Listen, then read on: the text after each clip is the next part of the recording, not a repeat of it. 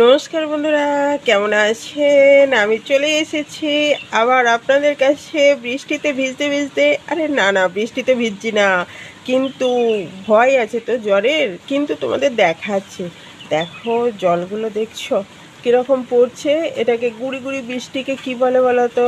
ইলশে গুড়ি। আর এর পরেই আসবে প্রচুর প্রচুর ইলিশ মাছ। তোমরা নিশ্চয়ই ভালোবাসো, বাঙালি মানেই মাছ খেতে ভালোবাসে। আর ইলিশ মাছের কথা সত্যি মনে পড়ে যাচ্ছে। কে কে এখনও খাওয়া হয়ে গিয়েছে সেগুলো কমেন্ট করো।